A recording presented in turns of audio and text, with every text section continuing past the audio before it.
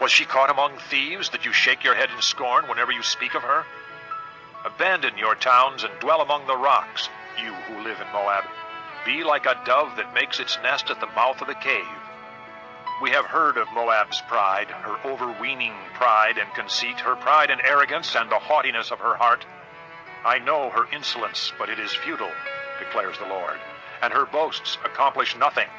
Therefore I wail over Moab. For all Moab I cry out. I moan for the men of Kirharaseth. I weep for you as Jazer weeps, O vines of Sibmah. Your branches spread as far as the sea. They reached as far as the sea of Jazer. The destroyer has fallen on your ripened fruit and grapes. Joy and gladness are gone from the orchards and fields of Moab. I have stopped the flow of wine from the presses. No one treads them with shouts of joy. Although there are shouts, they are not shouts of joy. The sound of their cry rises from Heshbon to Elealeh and Jahaz, from Zoar as far as Horonaim and Eglath-Shalishah, for even the waters of Nimrim are dried up. In Moab I will put an end to those who make offerings on the high places and burn incense to their gods, declares the Lord. So my heart laments for Moab like a flute. It laments like a flute for the men of Kirharaseth. The wealth they acquired is gone. Every head is shaved, and every beard cut off. Every hand is slashed, and every waist is covered with sackcloth. On all the roofs in Moab, and in the public squares, there is nothing but mourning.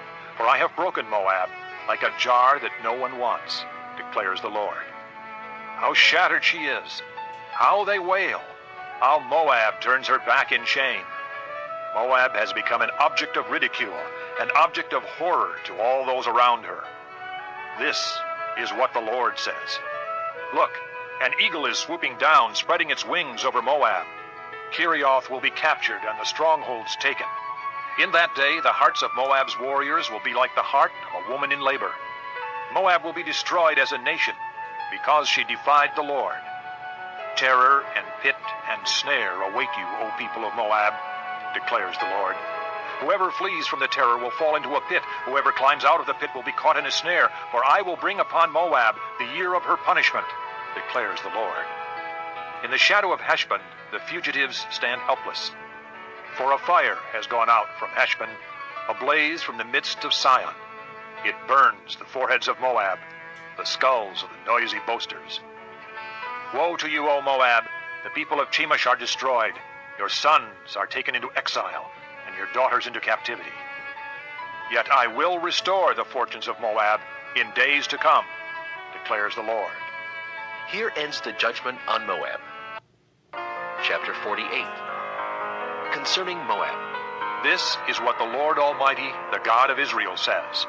Woe to Nebo, for it will be ruined. Kiriathaim will be disgraced and captured. The stronghold will be disgraced and shattered.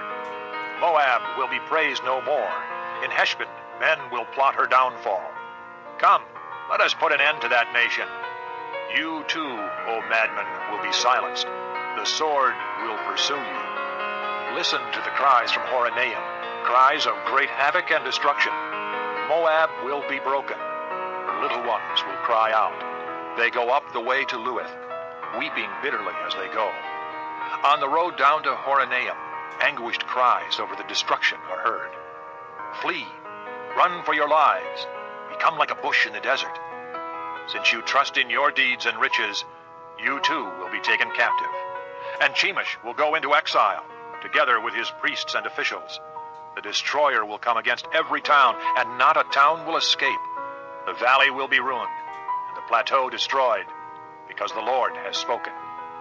Put salt on Moab, for she will be laid waste. Her towns will become desolate, with no one to live in them. A curse on him who is lax in doing the Lord's work. A curse on him who keeps his sword from bloodshed. Moab has been at rest from youth, like wine left on its dregs, not poured from one jar to another. She has not gone into exile. So she tastes as she did, and her aroma is unchanged. But days are coming, declares the Lord, when I will send men who pour from jars, and they will pour her out. They will empty her jars and smash her jugs. Then Moab will be ashamed of Chemosh, as the house of Israel was ashamed when they trusted in Bethel. How can you say we are warriors, men valiant in battle? Moab will be destroyed and her towns invaded. Her finest young men will go down in the slaughter, declares the King, whose name is the Lord Almighty. The fall of Moab is at hand.